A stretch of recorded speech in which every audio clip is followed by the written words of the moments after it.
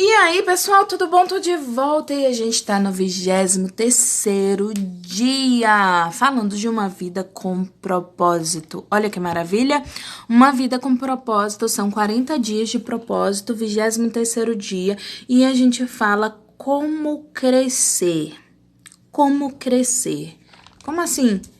É fácil, quando nasci, começa a crescer, né? Vou desenvolvendo e depois eu chego a uma certa idade e eu só cresço para os lados, assim, né? Não, a gente tá falando de crescimento espiritual. Lá em Efésios 4, de 14 a 15, Deus fala sobre o desejo dele que cresçamos como Cristo, a importância de crescer como Cristo. Ele fala que é importante que a nossa adoração, né? Deus fala assim, lá em Mateus 19:14, ele fala que é importante que a nossa adoração seja como das crianças, né? Isso às vezes confunde um pouco a gente. Fala assim, mas Deus fala que a gente deve ser como as crianças, porque das crianças é o reino dos céus, e agora ele fala que é importante de crescer. Eu vou explicar para vocês, né? O Espírito Santo de Deus, através da minha vida, vai falar com vocês agora em nome de Jesus Cristo. Como assim? A minha adoração, a adoração de cada um de nós, deve ser uma adoração em espírito e em verdade. E as crianças são assim. As crianças são verdadeiras. As crianças, elas são puras, inocentes. Elas são espontâneas. E o Senhor quer que a nossa adoração seja assim. Seja espontânea, inocente. Seja verdadeira. Seja de coração, com gritos, com aplausos, com música, com palmas, com oração, do seu coração, do seu espírito, da sua alma, direto para o Espírito Santo de Deus, direto para Jesus Cristo, direto para Deus. É isso que ele está falando quando ele fala que nós devemos ser como as crianças, porque elas são puras, inocentes. Mas ele fala assim lá em 1 Coríntios 13:11, quando eu era menino, pensava como menino, andava como menino, agia como menino, e quando eu cresci, deixei as coisas de menino e o que acontece? Deus está falando o seguinte, que ele te chama para crescer, que há momento para ser criança e há momento para ser adulto. Então, veja bem, minha adoração tem que ser espontânea, tem que ser livre, tem que ser de espírito, né? Tem que ser de verdade, mas eu preciso ser maduro espiritualmente, né? Para crescer, é necessário que você deseje crescer, que você deseje ser maduro espiritualmente. Jesus Cristo, ele chama as pessoas. Olha, lá no início, quando Jesus Cristo está caminhando, ele fala o seguinte, que as pessoas viram o poder de Jesus Cristo, viram nele, e ele ainda não tinha realizado nenhum milagre. E as pessoas olham nele pela palavra deles, veem que ele é filho de Deus, fala assim, eu posso seguir você? E ele fala, pode me seguir, não tem problema nenhum. E o que acontece? Muitas das pessoas que seguiam a João Batista começaram a seguir a Jesus Cristo também. E aí, quando ele chega na festa, ele já tá com discípulos que estão seguindo ele, né? Quando ele chega nas bodas de Caná, e ele realiza o primeiro milagre dele, que é a transformação da água em vinho.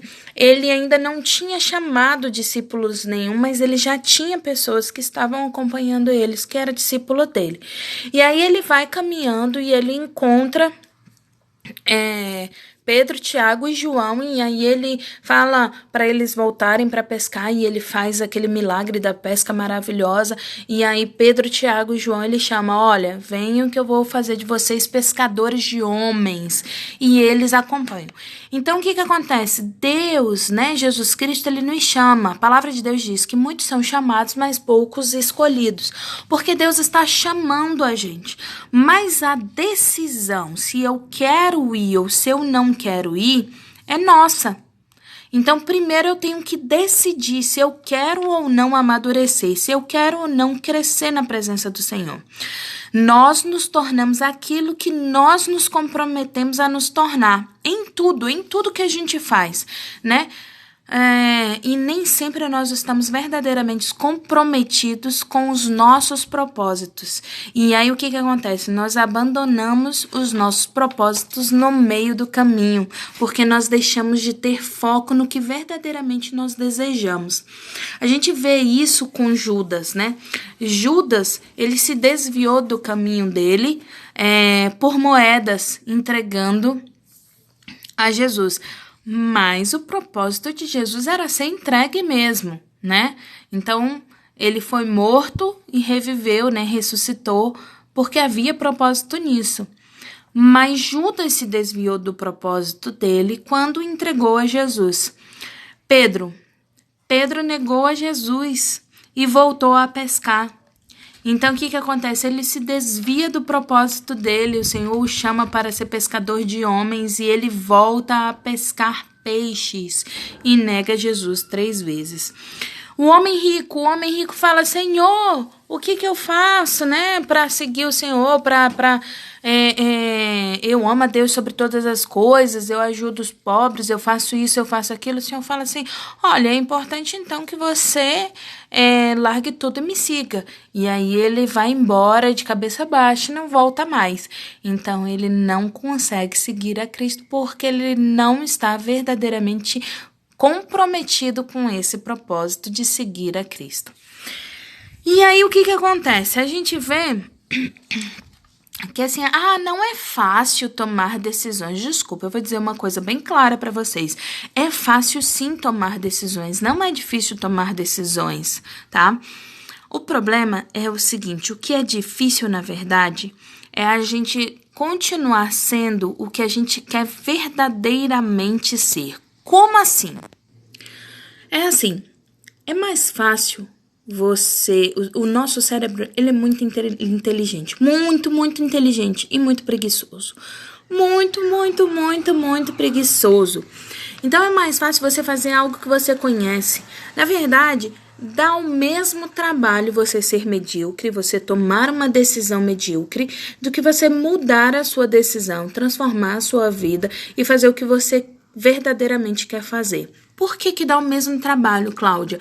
Porque quando você toma a decisão de ser medíocre, você fica enganando o seu cérebro, dizendo para ele o tempo todo, eu tô feliz aqui, olha, eu tô conformada com a minha vida, né?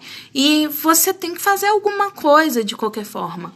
E aí você acaba seguindo um rumo diferente do que você verdadeiramente gostaria de fazer.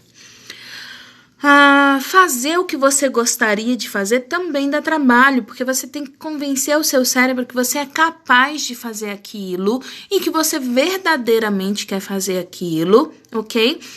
E aí você tem que enfrentar algo novo, fazer. Pode dar certo, pode não dar certo, como também continuar fazendo a mesma coisa, uma hora pode dar errado, ok? Mas o nosso cérebro, ele escolhe sempre o caminho que ele já conhece. Esse é o problema. Como assim, Pedro? Pedro sabia pescar peixes, ele já sabia. Então ele volta para pescar peixes. Judas já sabia viver, comprar um terreno, né? Viver com a família dele. Ele já sabia fazer isso. Então ele aceita as moedas. O reino dos céus estava muito distante na cabeça de Judas. Receber moedas era mais próximo. O rico já sabia viver no luxo, na riqueza. Andar atrás de Cristo, ele não sabia se ele ia receber alguma coisa ou não. Era um caminho seguro para o cérebro dele. Então era mais fácil rejeitar. Só que Pedro toma uma decisão diferente, né? Ele encontra Jesus novamente e aí ele tem a vida verdadeiramente transformada. E ele tem o mesmo trabalho. Ele tem o trabalho de se moldar, de ser transformado pelo Espírito Santo de Deus e seguir. O problema é que nós queremos exigir que Deus faça a parte dele na nossa vida. Olha, o Senhor tem promessas. Ele disse que eu não passaria necessidade. O Senhor disse que eu seria próspero. O Senhor disse que eu não teria doenças, nenhuma praga chegaria à minha tenda. Mas eu não decido viver verdadeiramente o caminho do Senhor. Eu não conheço verdadeiramente a palavra de Deus e aí eu pego versículos isolados e vivo por eles. A palavra do Senhor diz: no mundo tereis aflições, tende bom ânimo, eu venci o mundo. Onde está dizendo que eu não vou enfrentar dores, aflições, pragas, medos? A palavra de Deus diz que Paulo tinha um espinho na carne que esbofeteava ele para que ele caminhasse o tempo todo na presença do Senhor.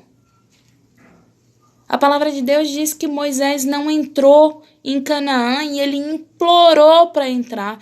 E Deus disse: não é propósito que você entre, então você não vai entrar. A gente acha que Deus é nosso servo e nós é que somos servos dele. Nós não tomamos a decisão verdadeiramente, não nos comprometemos verdadeiramente com a obra do Senhor, com o que o Senhor tem para cada um de nós, e aí queremos que Ele realize os nossos sonhos, os nossos desejos, sendo que, na verdade, os planos e os sonhos do Senhor são muito maiores do que os meus. O Senhor tem coisa melhor para você. Cláudia, então, eu não vou realizar os meus sonhos? Não é isso que eu tô dizendo, tá? Realize seus sonhos, seus desejos, mas você precisa tomar uma decisão de querer fazer aquilo verdadeiramente, de correr atrás dessa vida que o Senhor tem para você, de correr para realizar os seus sonhos, os seus desejos. A palavra do Senhor diz o seguinte, que se você busca ao Senhor, né? Se você está sempre buscando a palavra do Senhor, buscando ao Senhor, as demais coisas vos serão acrescentadas. Então Deus vai te dar tudo aquilo que pedimos ou pensamos, Ele realiza na nossa vida. E o que Ele não realiza é porque não é bom para você. Como não era bom para Moisés entrar na terra prometida. Era melhor ser enterrado pelo próprio Deus. Era melhor. E aí o que acontece quando nós decidimos verdadeiramente? Deus coloca em nós o querer e o realizar. Até o desejo de adorar vem de Deus. Vem dele. E o Espírito Santo, ele começa a trabalhar na nossa vida. Ele trabalha conosco e trabalha em nós. E isso só acontece quando a gente sai do piloto automático. Como eu falei, quando a gente começa a trabalhar o nosso cérebro verdadeiramente, a gente pega caminho diferente, né? Dá o mesmo trabalho, mas o resultado é diferente. A gente sai do piloto automático. Deus, antes de grandes psicólogos falarem isso, de grandes coaches falarem isso, Deus já falava o seguinte, que a gente tem que ter muito cuidado com os nossos pensamentos, pois são os nossos pensamentos que dirigem a nossa vida. Quando a gente pensa assim, eu sou incapaz de fazer isso, eu sou uma pessoa que não consegue desenvolver aquilo, o nosso cérebro faz com que a gente seja verdadeiramente incapaz, que a gente não consiga desenvolver. Se você diz, eu sou infeliz, o seu cérebro trabalha para que você seja infeliz. Se você fala, eu sou pobre, o seu cérebro trabalha para que você seja pobre. E quando eu digo pobre, eu tô falando pobre de espírito, eu tô falando pobre de... Porque a palavra do Senhor diz que nenhum justo vai mendigar o pão. Não vai. Deus é que te alimenta. Se Ele alimenta os pardais que estão aí no mundo, imagina você como filho dele, como servo dele. Então é por isso que nós sempre falamos sobre isso, sempre falamos sobre o hoje, sempre falamos sobre o agora, sempre falamos da importância de desenvolver a nossa vida, a nossa mente com a mente de Cristo, tá? Sabe aquela palavrinha que eu coloco lá no meu story, que Marcelo coloca no dele, e você vê algumas pessoas que seguem a gente fazendo isso também, do só hoje? Isso é um trabalho que a gente faz com o cérebro. Só hoje eu vou ler a Bíblia. Só hoje eu vou me alimentar direito. Só hoje eu vou dormir cedo. Porque o amanhã não existe. O passado já passou. Não tenho como mudar o passado. O amanhã não existe, porque quando chega amanhã já é hoje. Então, quando eu digo pro meu cérebro só hoje eu vou transformar a minha vida, eu tô dizendo para ele que sempre eu vou estar trabalhando isso, que eu sempre vou mudar a minha vida, eu sempre vou moldar a minha vida. Eu sempre vou ter um pensamento, uma mente como a mente de Cristo. Eu serei semelhante a Cristo verdadeiramente. Mas para isso, primeiro, eu tenho que lembrar o seguinte: Jesus nunca foi egocêntrico. Ele nunca colocou ele no centro de tudo. Não. Jesus sempre cuidou do outro. Ele nunca foi egoísta. Nunca foi egoísta. Sempre pensou no próximo. Ele nunca foi imaturo. Jesus nunca foi imaturo, sempre teve maturidade. Com 12 anos ele estava lá discutindo com os doutores da lei. Conhecedor da palavra de Deus, do Pai. Em segundo lugar, ele diz: amai a Deus sobre todas as coisas e ao teu próximo como a ti mesmo. Então a gente precisa amar o nosso próximo. A gente precisa cuidar do nosso próximo. O nosso propósito, quando ele muda a vida das pessoas, a nossa vida flui melhor, a nossa vida muda. Pensa nisso. Pensa como Jesus, pensa o que Cristo faria em meu lugar. Sempre quando você for tomar uma atitude, sempre quando você for fazer alguma coisa, sabe? Meu pai sempre dizia isso. O que Cristo faria em meu lugar? Qual seria a atitude de Jesus? Essa é a tarefa de hoje. Pensa nisso. E amanhã, 24º dia, seja transformado pela verdade. Lembra? A gente está trabalhando obra. Eu vou falar um pouquinho sobre Atos 20:32. Seja transformado pela verdade. 24º dia. Aguardo vocês amanhã. Muito obrigada pela presença.